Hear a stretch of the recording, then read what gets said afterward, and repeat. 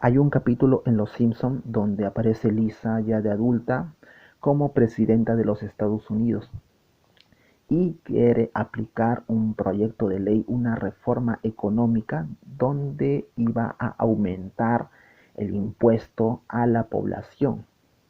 Pero no sabía cómo llamarlo porque era una medida obviamente donde las personas se iban a molestar con ella. Entonces aparece Milhouse y le dice a Lisa, Lisa, ¿por qué no lo llamamos ajuste temporal reembolsable? Una bonita forma de maquillar esta medida nefasta, ¿no creen? Mi nombre es Johnny Lima y en esta oportunidad o en este video quiero hablarles acerca de lo que está pasando ahora en Colombia. Se han dado diversas manifestaciones, diversas protestas y en este video quiero explicar más o menos cómo se está desenvolviendo esto y cuál es el motivo principal por la que la gente está protestando, está alzando su voz contra el gobierno de ese país, contra el gobierno de Iván Duque, que es el presidente de Colombia. Bien, el motivo principal es una reforma presentada por el presidente colombiano Iván Duque, una reforma tributaria que presentó el 15 de abril de este año al Congreso de Ley, al Congreso de la República de Colombia, que es un proyecto de ley de reforma tributaria que lo llamó Ley de Solidaridad Sostenible.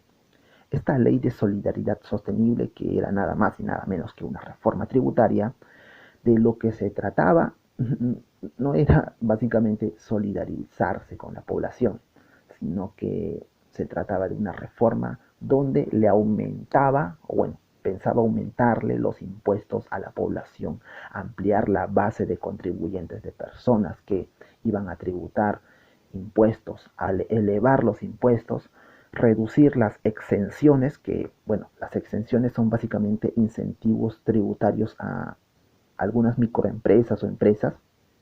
Estos incentivos eran básicamente exoneraciones, es decir, algunas empresas estaban libres de pagar algunos impuestos. Y esto era debido a la pandemia, porque en la pandemia trajo una grave crisis económica y algunas empresas, para que no se vayan a la bancarrota, el gobierno les daba exoneraciones, ¿no? Es decir, no pagaban impuestos para que, bueno, tengan un gasto menos y no se vayan a la quiebra. Y lo más grave de toda esta reforma era aumentar el IVA de algunos productos, que, bueno, que es el IVA, son impuestos a productos básicos, pero eran productos básicos como el agua, bueno, son productos básicos como el agua, la luz, el gas, e inclusive impuestos, aumentaron los impuestos a productos como útiles de escritorio, como son celulares y laptops y computadoras, que son básicos ahora para los teletrabajos y, bueno, las clases virtuales, ¿no? Que son necesarias para esta nueva normalidad, para esta era digital. Muy bien, pero ¿por qué quería hacer esto el presidente Iván Duque? Dirán, bueno, esto quería hacerlo con la finalidad de recaudar dinero, de recaudar exactamente 6.300 millones de dólares. ¿Y esto para qué? Dirán, bueno, el gobierno de ese país había aumentado básicamente su deuda externa debido a la pandemia, debido a la crisis económica. Bueno, el gobierno se había prestado demasiado dinero del exterior y se había endeudado. Entonces, para pagar esa deuda, quería recaudar dinero. Y para recaudar dinero, básicamente quería aplicarle mayor impuestos a la población. Entonces, como ya había mencionado, Iván Duque presentó este proyecto de ley el 15 de abril de este año, pero debido a las diversas manifestaciones y diversas protestas, este proyecto de ley fue retirado hace poco, este domingo 2 de mayo, lo retiró del Congreso, esta ley de solidaridad sostenible debido a las diversas manifestaciones que se dieron. Entonces, bueno, estas manifestaciones trajeron como consecuencia 19 muertos y más de 800 personas heridas. De los 19 muertos, 18 personas civiles y una persona, bueno, un policía. Pero esto no acaba aquí, amigos. Bueno, también se dio la renuncia de un ministro, del ministro de Hacienda, Alberto Carrasquilla, debido al obviamente fracaso del proyecto.